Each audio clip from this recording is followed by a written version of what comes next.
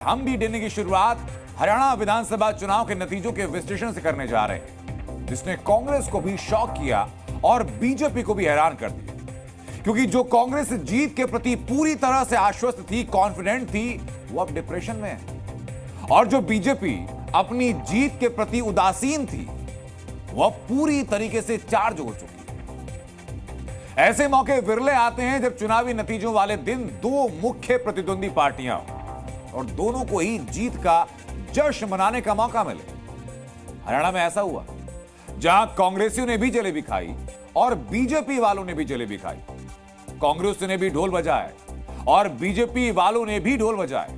और ऐसा इसलिए हुआ क्योंकि सुबह करीब 1 घंटे तक रुझानों में कांग्रेस एक तरफा जीत हासिल करती हुई दिखाई दे रही थी, लेकिन 1 घंटे बाद बीजेपी क्लीन स्वीप करती हुई दिखाई देने लगी।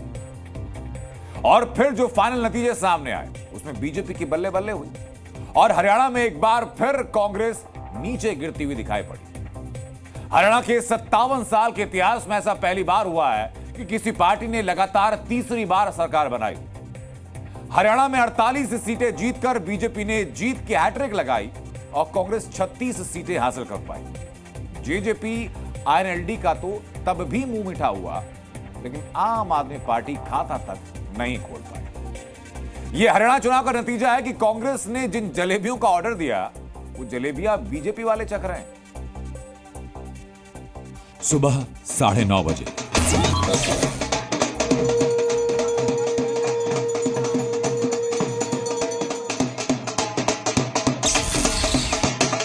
सुबह 10 बजे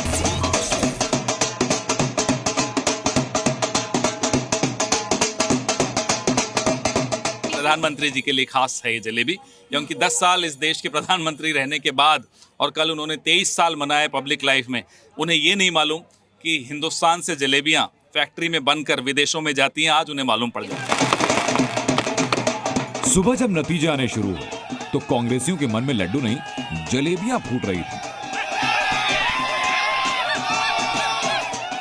और जलेबियां ही तल रही थी। लेकिन वक्त बदला, जज्बात बदले, जलेबियों ने पाला बदला और आंकड़े बदले। सुबह 11 बजे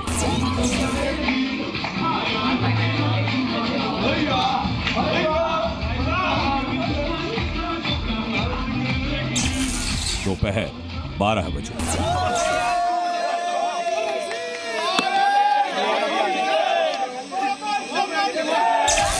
दोपहर 1 बजे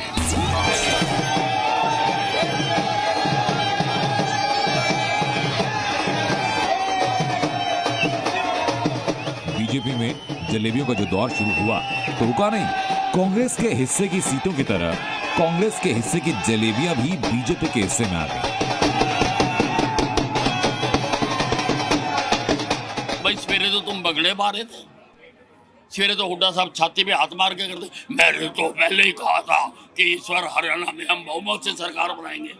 अरे अब क्या हो गया, हवा निकल गई। जलेबी बंटा और उनका खुद जलेबी हो गया, उनकी समझ में नहीं आया परिणाम क्या है। और श्रीमान राहुल गांधी समझ लीजिए, जलेबी फैक्ट्रियों में बनने वाली चीज नहीं है। बीजेपी ने उम्मीद तो नहीं की होगी कि हरियाणा में जलेबियों का जो ऑर्डर कांग्रेस ने दिया, हरियाणा की जनता वो जलेबी बीजेपी को सप्लाई कर देगी और लगातार तीसरी बार हरियाणा में बीजेपी की सरकार बनवा देगी और कांग्रेस की उम्मीदों की जलेबी बना देगी। जलेबी मिठाई जरूर है, लेकिन जलेबी इतनी टेढ़ी मेढ़ी है कि भाजपा के दांत खट्टे तो जरूर हो गए। मेरा मानना यह है कि इसमें आपसी लड़ाई झगड़े की कोई बात नहीं है। बीजेपी चाहती है हम तो किसी मुद्दे पे जीत नहीं सकते तो आपस में झगड़ा करा दो, तो उन्होंने झगड़ा कौन सा कराया, आप शैलजा जी वाला झगड़ा लेकर आगे वो। लेकिन आखिर हरियाणा में कांग्रेस के कॉन्फिडेंस की जलेबी कैसे बनी, जानिए। राजनीतिक विश्लेषकों की माने तो कांग्रेस ज्यादातर सीटों पर 10 साल की सत्ता विरोधी लहर के भरोसे थी। लोकसभा चुनाव में हरियाणा की 5 सीटों पर जीत की वजह से कांग्रेस अति उत्साहित भी थी। हालांकि कांग्रेस की हार की सबसे बड़ी वजह गुटबाजी रही। मजे की बात तो यह कि कांग्रेस के जो दिग्गज इतने दिनों से मुख्यमंत्री बनने की आस लगाए बैठे थे, वो अब अगले 5 साल भी बैठे ही रहेंगे। निराशाजनक है नतीजे। हम सुबह तक हमें पूरी उम्मीद थी, हमारे सभी वर्कर बहुत निराश हैं। अब हमको इन सब बातों को देखते हुए नए सिरे से आगे सोचना होगा, क्योंकि जो ये अभी चल रहा है बिजनेस एज यूजुअल, ऐसा तो नहीं चलेगा। नहीं, कांग्रेस एकजुट थी, ये तो आप लोगों की बात कहानी थी। अब बीजेपी का तो आप देख रहे नहीं, विद साहब कहीं घर से नहीं निकले, रामविलास जी शर्मा जी टिकट काट दी गई थी, वो तो अलग बात है। देखो, कोई भी प्रजातांत्रिक पार्टी होगी, लोकतांत्रिक पार्टी होगी, मतभेद स्वाभाविक हो सकते हैं, लेकिन मनभेद किसी का नहीं था। तो हरियाणा के नतीजों ने बता दिया कि राजनीति में जलेबी तभी स्वाद देती है जब जनता खिलाए, और हरियाणा की जनता ने बीजेपी को तीसरी बार जीत की जलेबी का स्वाद चखा दिया है, और इसलिए बीजेपी का जलेबी खाना बनता है। ब्यूरो रिपोर्ट, जी मीडिया। तो हरियाणा में कांग्रेस जीत से पहले जलेबी खाने में जुटी रही और हरियाणा वालों ने बीजेपी को जीत की जलेबी खिला दी। बीजेपी ने सिर्फ जीत दर्ज नहीं की, बल्कि 2014-2019 के मुकाबले ज्यादा बड़ी जीत भी हासिल की। एक बड़ी बात यह भी है कि 2019 विधानसभा चुनाव में बीजेपी ने 40 सीटें जीती, 2024 में इनमें से 27 सीटें रिटेन भी की, यानी मौजूदा हर 3 में से 2 सीटें बीजेपी ने इस विधानसभा चुनाव में हरियाणा में जीती। इसके अलावा 22 नई सीटें भी जीती हैं बीजेपी ने, और इसलिए बीजेपी ने इस बार की जीत की जो जलेबी चखी है वो पिछली दोनों बार से ज्यादा रसीली लगी। लेकिन इस जीत की जलेबी की रेसिपी भी बीजेपी ने बहुत सोच समझकर तैयार की थी। हरियाणा में अग्निवीर एक बड़ा मुद्दा था, लेकिन बीजेपी ने हरियाणा में हर अग्निवीर को सरकारी नौकरी का ऐलान कर दिया। पूरे चुनाव के दौरान कहा जाता रहा कि ओबीसी जाट वोटर्स बीजेपी से बहुत नाराज हैं, लेकिन बीजेपी ने जाट बनाम नॉन जाट मुद्दे को अपने सामाजिक समीकरणों से अपने पक्ष में कर लिया। बीजेपी की एक बड़ी चुनौती एंटी इनकम्बेंसी थी, तो इसके लिए बीजेपी ने लोकसभा चुनाव से पहले, माफ कीजिएगा, अब से लगभग 6 महीने पहले जब लोकसभा चुनाव होने थे उसके पहले सीएम बदल दिया। एंटी इनकम्बेंसी की चुनौती से निपटने के लिए बीजेपी ने एक और काम किया, और इस बार बीजेपी ने 25 सीटों पर टिकट भी बदले, और उन 25 में से 16 जीत रहे हैं, यानी लगभग करीब 67% नए उम्मीदवार जीते। यानी बीजेपी के टिकट बदलने का जो फॉर्मूला था वो फॉर्मूला भी हरियाणा के अंदर काम करता हुआ नजर आया। और मजे की बात यह है कि बीजेपी की रेसिपी इतनी फिट बैठी कि हरियाणा में ना सिर्फ उसकी हैट्रिक लगी, बल्कि बीजेपी हरियाणा में पहली बार लगातार तीसरी बार सरकार बना रही है। मुझे विश्वास था, और मैं लोगों के बीच में जो उनका आशीर्वाद, जो प्यार, गरीब का, किसान का, महिलाओं का आशीर्वाद जो मुझे मिल रहा, युवाओं का आशीर्वाद मिल रहा था, मैं उस हौसले के ऊपर मैं कह रहा था कि भारतीय जनता पार्टी तीसरी बार बड़े मैंडेट के साथ सरकार बना रही है। हरियाणा में जिस जलेबी की उम्मीद कांग्रेस लगा के बैठी थी वो तो बीजेपी ले।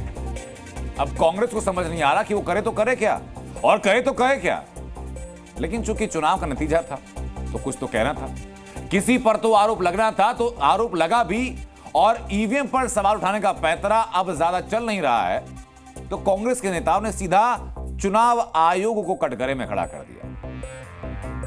देश का पीएम कैसा हो? राहुल गांधी जैसा हो। देश का पीएम कैसा हो? राहुल गांधी जैसा हो।